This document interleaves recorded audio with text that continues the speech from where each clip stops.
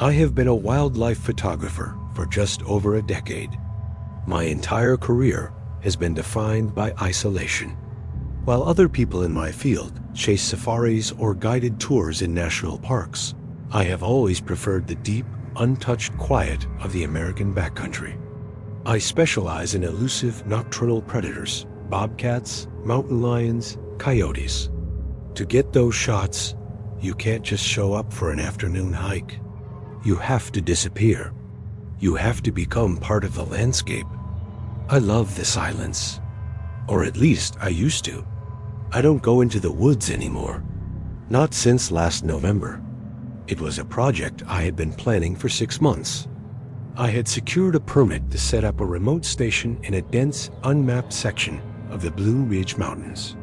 This wasn't a casual camping trip. I was hiking 12 miles off the nearest service road, hauling 80 pounds of gear into a valley that likely hadn't seen a human footprint in years. My plan was simple. Hike in, set up a base camp, deploy 4 high-end motion sensor DSLR traps, and wait. The hike took me the better part of a day. By the time I reached the target elevation, my legs were burning, but the location was perfect. It was a natural funnel between 2 ridge lines, a game trail highway. I pitched my tent in a small clearing about 100 yards uphill from where I placed the cameras. I wanted to be close enough to service them, but far enough away that my scent wouldn't spook the wildlife. The first 3 nights were exactly what I wanted them to be. Cold, dark, and completely solitary. I spent my days scouting for tracks and my nights reading by headlamp in my tent. There is a specific feeling you get when you are that far out. It is a mix of vulnerability and power. You are the only conscious thing for miles. Every snapping twig, every rustle of leaves, it all belongs to nature. You stop expecting human sounds. If you hear a footstep, you know it's an animal. That is the rule. On the 4th morning, the day I was scheduled to pack out, the atmosphere shifted. I woke up with a headache, a sharp throb behind my eyes. I crawled out of my sleeping bag and started breaking down camp.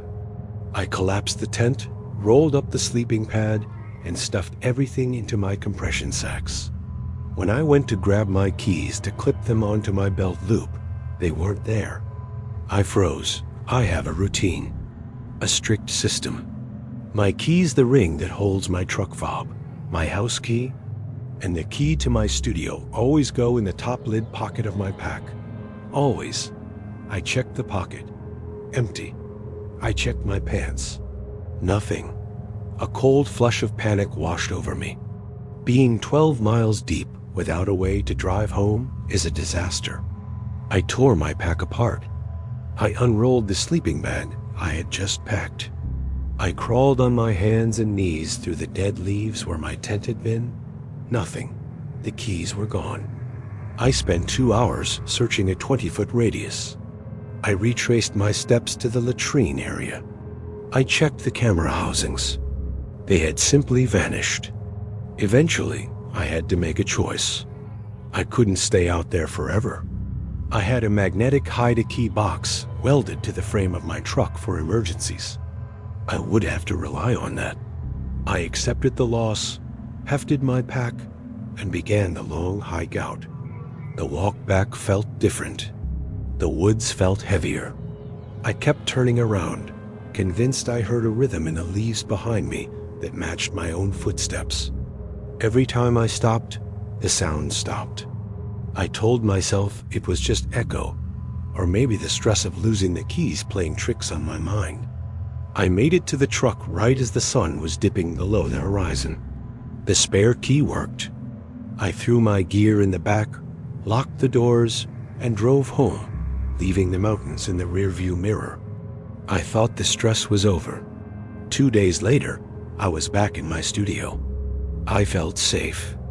I had a locksmith come out and retumble the locks on my house and studio, just to be safe, although I figured the keys were rusting under a pile of leaves in the middle of nowhere. It was an expensive mistake, but I was ready to move on. I sat down at my desk with a cup of coffee and plugged the SD cards into my reader. I wanted to see what I had captured. I started with camera 1 and camera 2. They had some solid shots: a black bear sow with a cub, a few foxes, plenty of deer. Good stock photos, but nothing award-winning. Then I loaded the card from camera 3. Camera 3 was the one I had positioned closest to my camp. I had aimed it specifically at the perimeter of my campsite, facing the clearing where my tent was pitched. I often do this to see if curious animals investigate my gear while I sleep. It's usually just raccoons trying to get at the food bag hanging in the tree. The computer loaded the thumbnails. There were hundreds of images. I started clicking through them chronologically. The first night was empty, just wind triggering the sensor. The second night, the timestamp started at 2:14 a.m. I clicked the first image and stopped breathing. The infrared flash had illuminated a figure standing at the absolute edge of the frame. It was not an animal. It was a man. He was tall, skeletal, wearing oversized, filthy clothes that hung off his frame like rags. His hair was matted, sticking up in wild tufts. He wasn't hiking. He wasn't moving through the area. He was standing perfectly still, staring at my tent. I clicked the next arrow. The timestamp was 2:15 a.m., 1 minute later. He had moved closer. He was now in the center of the clearing. He was crouching low, his posture mimicking a predator. His head was cocked to the side. In the high-contrast black and white of the night vision, his eyes looked like hollow pits. He wasn't looking at the gear. He was listening. He was listening to me breathe inside that tent. My coffee went cold in my hand. I clicked again. 2:30 a.m. He was right next to the tent now. The fabric of the tent wall was visible in the foreground. He was on his knees, his face inches from the canvas. His hand was hovering over the zipper of the rainfly. He wasn't trying to open it. He was just being there. The realization hit me with the force of a physical blow. I had been asleep. I was unconscious, wrapped in my bag, defenseless. And this person was inches away from my face, separated only by a thin sheet of nylon. I forced myself to keep clicking. 3 a.m., 3:45 a.m., 4:15 a.m. He stayed for 2 hours. He didn't steal anything. He didn't attack. He just engaged in this terrifying silent ritual. He walked in circles around the tent. He stood over the ashes of my fire pit, picking up my cooking pot and smelling it, then setting it back down gently. He moved with a silence that defied physics. If he had snapped a twig, I would have woken up. He never made a sound. Then came the photos from the third night, the night before I lost my keys. The timestamp was 1 a.m. The man was back, but this time he had brought something. The first photo showed him dragging a dark, heavy mass into the clearing. It looked like a bundle of trash bags. I clicked to the next frame. He unrolled it. It was a sleeping bag. It was ancient, stained, and covered in duct tape patches. He laid it down on the ground, directly beside my tent, parallel to where I was sleeping. The next 50 photos were of him sleeping. He had camped with me. He had come to my site, unrolled his bedding, and slept next to me like we were old friends. I was inside. He was outside. We lay there for hours, side by side, in the dark wilderness. I felt bile rising in my throat. I stood up and checked the locks on my studio door, my heart hammering against my ribs. I went back to the screen. I had to finish. I had to know. The sun began to rise in the photos. 6 a.m., I saw him sit up. He looked at my tent one last time. Then he stood up and walked over to my backpack, which I had left leaned against a tree. I watched, frame by frame, as his dirty hand reached into the top lid pocket. He pulled out my keys. He didn't put them in his pocket. He held them up to his face, examining them, the metal glinting in the early morning light. Then he smiled. It was a smile of jagged, rotted teeth, devoid of any warmth. It was a smile of possession. He turned and walked out of the frame, taking my keys with him. I sat there, trembling. He had taken them on purpose. He wanted me to know he had been there. But why didn't he take the truck? Why didn't he steal the camera? I reached for my phone to call the police, my hand shaking so badly I nearly dropped it. As I dialed, my eyes drifted to the file count at the bottom of the screen. There was one more folder, one more set of images on the card. I was confused. I had packed the camera away that morning. I hadn't taken any more shots. I opened the folder. The timestamp wasn't from 3 days ago. The timestamp was from yesterday, 11:42 p.m. The background of the photo wasn't the woods. It wasn't the trees. It was white vinyl siding.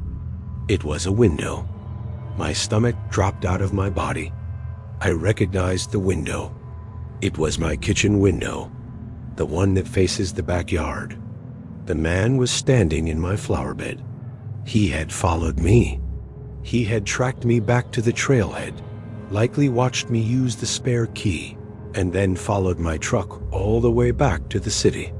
He had traveled over 100 miles.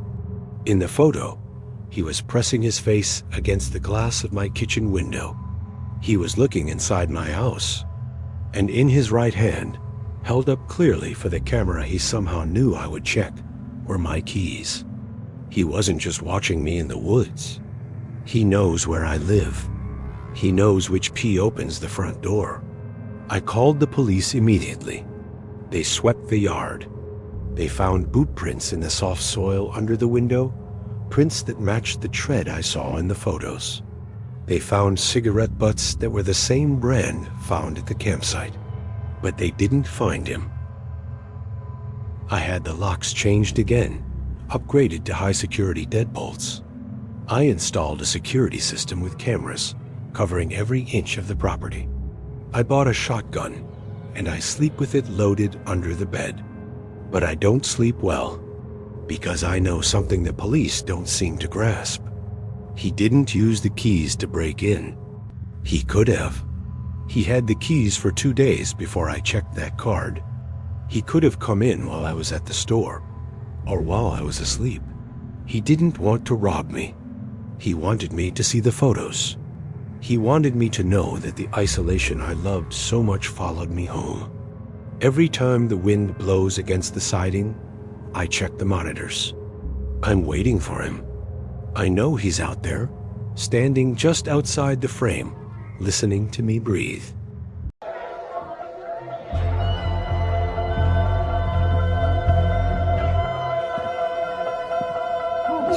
You learn pretty quickly in the freelance photography game that you cannot eat artistic integrity. When rent is due and the bank account is hovering in the single digits, you stop caring about lighting ratios and portfolio pieces.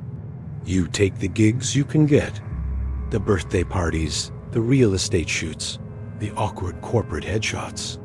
That is the mindset I was in when I saw the ad on Craigslist. The headline was stark, written in all caps. Urgent. Photographer needed for private portrait session. $3,000 cash. Tonight. $3,000 for a single night of work. That should have been the first red flag. The second was the lack of details. No contact name, just an address and a time. 8 p.m. But desperate people do stupid things, and I was very desperate. I packed my gear bag 2 bodies, 3 lenses, a couple of speedlights, and drove out. The address took me way out of the city, past the suburbs, onto a gravel road that wound through dense, untended woods. By the time I reached the property, the sun had fully set. The house was a massive, dilapidated Victorian structure. It looked like it was rotting from the inside out. The paint was peeling in long gray strips like dead skin, and the windows were dark, staring out like empty sockets. I parked my car and walked up the porch steps. The wood groaned under my weight. Before I could even knock, the door swung open. A man stood there. He was older, maybe in his late 60s, wearing a tuxedo that was at least 20 years out of style. It was tight across his chest and frayed at the cuffs. He was sweating profusely, beads of perspiration rolling down his pale forehead, even though the air coming from the house was freezing cold. "You're the photographer," he said. It wasn't a question. "Yes, sir. I'm here for the portrait session." He didn't introduce himself. He just nodded and stepped back, ushering me inside. "Her name is Clara. She is in the parlor. You must be quick. She is very shy. She doesn't like strangers." He locked the door behind me. I heard the heavy thud of a deadbolt and the slide of a chain. My instincts were screaming at me to leave, but the promise of that envelope of cash kept my feet planted. I followed him down a long hallway. The house smelled of old paper, lavender, and something else, something sweet and cloying that I couldn't place. The parlor was lit only by candles, dozens of them, flickering on every surface. In the center of the room, facing a large, dust-covered mirror, sat a woman in a high-backed wheelchair. She was wearing a wedding dress. It was an elaborate vintage gown with heavy lace and a long train that pooled on the floor around the wheels of the chair. A thick veil covered her face completely. "Set up here," the man whispered, pointing to a spot in front of her. "No flash. The light hurts her eyes." I nodded and began setting up my tripod. I attached my 24 to 70 millimeters lens, cranking the ISO up to handle the low light. The room was silent. The woman didn't move. She didn't shift in her chair. She didn't make a sound. "Hello, Clara," I said softly, trying to be professional. "I'm just going to take a few photos, okay? It won't take long." There was no response, not even a twitch. The man, who I assumed was her father, stood directly behind me. I could hear his heavy, wet breathing over my shoulder. "She won't answer you," he said. "Just take the picture. Capture her beauty. This is her special day." I looked through the viewfinder. The composition was eerie, the candlelight casting long, dancing shadows on the walls. I snapped the first few frames. The shutter click sounded like a gunshot in the quiet room. "She looks a bit stiff," I ventured. "Can she tilt her head slightly to the left, just to catch the light better?" The man rushed forward. "Of course, darling. Let Papa help you." He reached out and grabbed her head with both hands. His movements were rough, jerky. He twisted her neck to the side. I heard a sound of dry, stiff creak, like leather rubbing against leather. Her head stayed exactly where he placed it, at an unnatural angle. My stomach turned. Something was wrong. Her posture was too rigid. Her hands, resting on her lap, were chalk white. "Beautiful," the man crooned. He stroked her veiled cheek. "Now lift your chin, Clara." He pushed her chin up. As he did, the heavy lace of the veil shifted just an inch. I was looking through the camera lens, zoomed in to check the focus. The magnification brought me right up to her face. Through the mesh of the lace, I saw her eye. It was wide open, but it was flat, milky, clouded over with a gray film. There was no moisture, no spark of life. The skin around her eye socket was slightly sunken, possessing a waxy, unnatural sheen. She wasn't shy. She wasn't paralyzed. She was dead. The realization hit me so hard, I nearly knocked over the tripod. The smell of the sweet, cloying scent, it wasn't perfume. It was air freshener masking the smell of decay. She had been dead for days, maybe longer. Rigor mortis had come and gone, leaving her stiff and dry. I froze. My finger hovered over the shutter button. My mind raced through the options. If I screamed, he would know I knew. The door was locked. We were miles from civilization. This man was clearly insane. Is something wrong? The man asked. His voice dropped. It wasn't the shaky voice of a grieving father anymore. It was cold, sharp. I pulled my eye away from the camera and forced a smile. It was the hardest thing I have ever done. No, I choked out. No, nothing is wrong. She looks lovely. The light is perfect. Good, he said, his eyes narrowing. Take the photo. I continued the shoot. I spent 20 minutes taking portraits of a corpse. Every time he moved her, adjusting a lifeless arm or smoothing the dress over her cold legs, I had to fight the urge to vomit. He talked to her the whole time, whispering about the wedding, about how happy they would be. He was delusional, lost in a fantasy where his daughter or wife, I didn't want to know, was still alive. One more, he said finally. I want a portrait of us together. He walked around the chair and stood behind her. He placed his hands on her shoulders, leaning his face down until his cheek pressed against her veiled head. He looked directly into the lens and smiled. It was a broken, terrifying grin. His eyes were wet with tears, but his mouth was twisted into a rictus of joy. I snapped the photo. That's it, I said, packing my gear with hands that were trembling so badly I could barely close the zippers.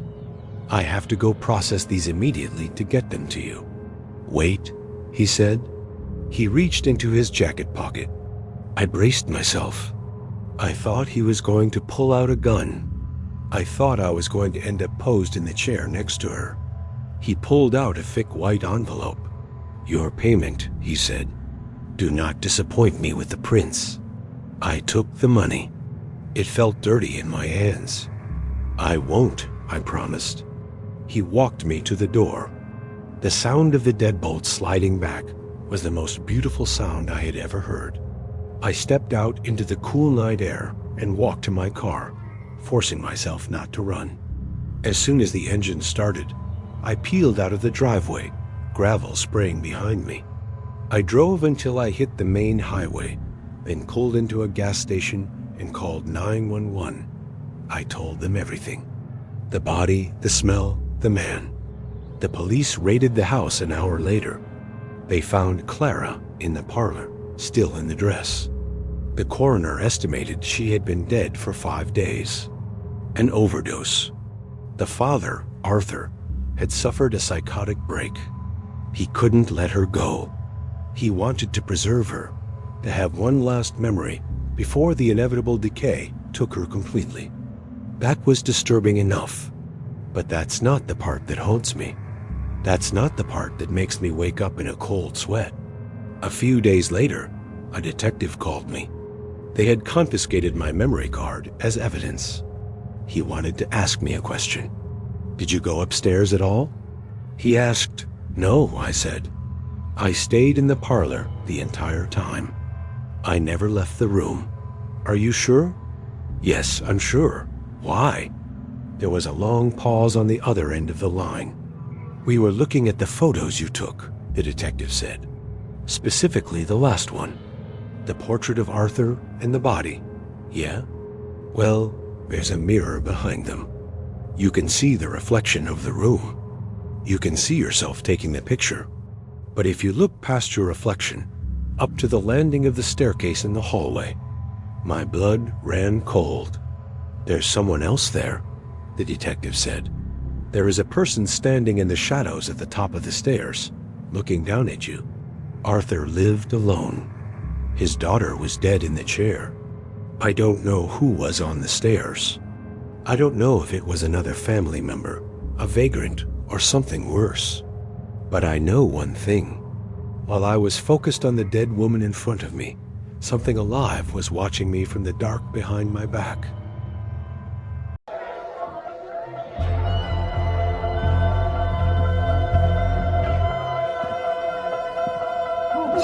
There is a magic to film photography that digital just can't replicate. I'm a purist. I love the chemistry, the tactile nature of it, the smell of the fixer. When I bought my first house in Detroit, the deciding factor wasn't the kitchen or the neighborhood. It was the basement. The previous owner had built a professional-grade darkroom down there. The house was a foreclosure, sold as is. It had been empty for 2 years. The previous owner, a guy named Elias, had vanished. Just up and left one day, according to the bank.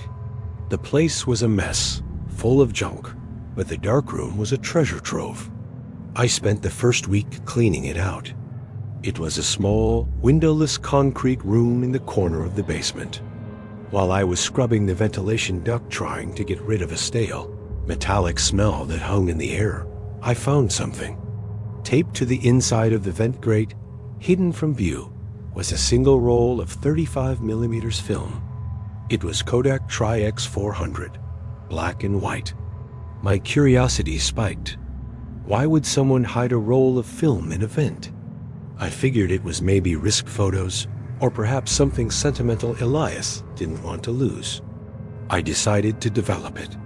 It felt like solving a mystery. I mixed up a fresh batch of chemicals. I turned off the lights, plunging the room into pitch blackness, and loaded the film onto the reel.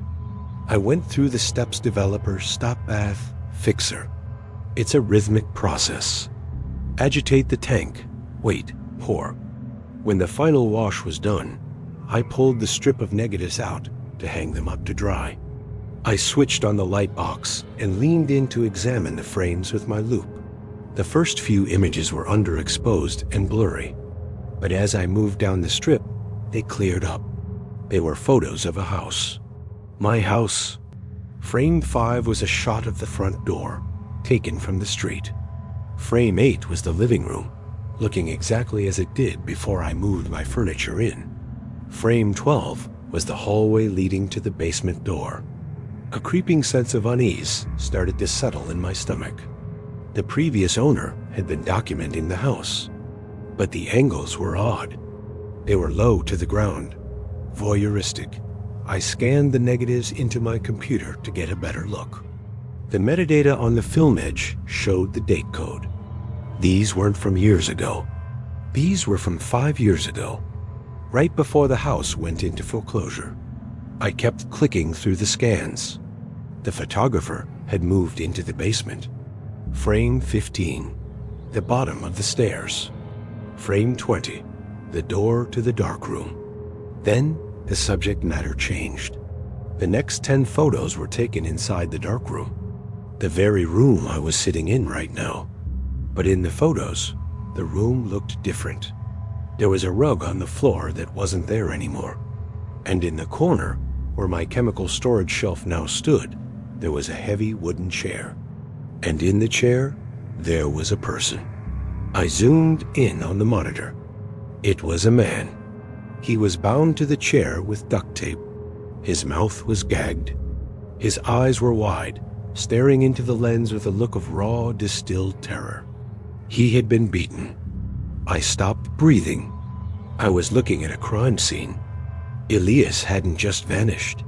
He had been doing something down here. Something horrific. I reached for my phone to call the police. My hand hovered over the screen as I looked at the next frame. Frame 30. It was a close-up of the floor in the darkroom, specifically the corner near the sink. In the photo, the floorboards had been pried up. It revealed a dark, hollow space underneath the concrete foundation. A secret crawl space. I slowly swiveled my chair around to look at that corner of the room. The floorboards there were nailed shut. They looked solid. But as I stared, I noticed something I had missed before. The wood was slightly lighter there, scratched, and one of the nail heads looked loose. It wasn't flush with the wood. I grabbed a crowbar from my tool bag. I don't know what possessed me. Maybe it was adrenaline, maybe denial. I walked over to the corner, wedged the bar under the board, and heaved. With a groan of rusted metal, the board popped up. The smell hit me instantly. It wasn't the chemical smell of the darkroom. It was the stale metallic stench of unwashed bodies and rot. I clicked on my flashlight and shone it into the hole. It wasn't just a crawl space. It was a dug-out burrow, a nest. There was a dirty mattress crammed into the dirt. Empty food wrappers for protein bars that were sold this year. Bottles of water. A bucket filled with waste. And sitting on the mattress, aiming up at me, was a digital camera. My heart slammed against my ribs. I reached down and grabbed the camera. It was warm. It was in sleep mode. I turned it on. I hit the playback button. The last photo on the digital camera wasn't from 5 years ago. It was from 10 minutes ago. It was a photo of me. It was a photo taken from below, looking up through the cracks in the floorboards. It showed my legs, my sneakers, and the underside of my chair as I sat at the computer, scanning the negatives. The realization crashed into me like a freight train. Elias hadn't vanished. He hadn't moved out. When the bank foreclosed, when the house sat empty, he had retreated. He had gone underground. He had been living under the floor of the darkroom the entire time. He was down there when I was cleaning. He was down there when I was mixing the chemicals. He was listening to me right now. I heard a noise. Not from the hole. From above me. The heavy door at the top of the basement stairs, the one I had closed when I came down, creaked open. I looked at the hole in the floor again. The tunnel didn't end at the mattress. It continued. It went deeper, curving away under the foundation. He had a second exit. He had crawled out while I was distracted by the photos, circled around to the backyard, and entered the house. I didn't wait. I didn't look back. I sprinted for the small basement window on the far wall. It was tiny, high up, covered in cobwebs. I scrambled up a shelf, smashed the glass with the crowbar, and hauled myself out, slicing my hands and arms on the shards. I tumbled onto the grass in the backyard and ran. I ran until my lungs burned, until I was pounding on the door of a neighbor 3 houses down. The police arrived in force. They found the tunnel. They found the nest. They found notebooks filled with observations about me, my schedule, what I ate, when I slept. They found jars of urine and trophies from other victims. But they didn't find Elias. He knew the layout of the neighborhood's drainage systems. He vanished into the city's underbelly. I never went back inside that house. I sold it at a loss to an investment firm that bulldozed it. But sometimes when I'm developing film in my new place, in a dark room with a solid concrete floor, I get a feeling.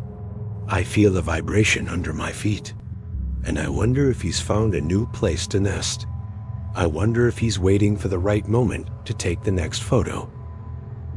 And that's all for tonight.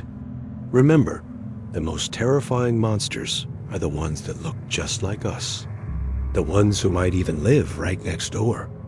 If these stories serve as a good reminder to trust your instincts, then show your support and like and subscribe. Hitting that bell means you'll get a warning before the next nightmare begins. Sleep well, if you can.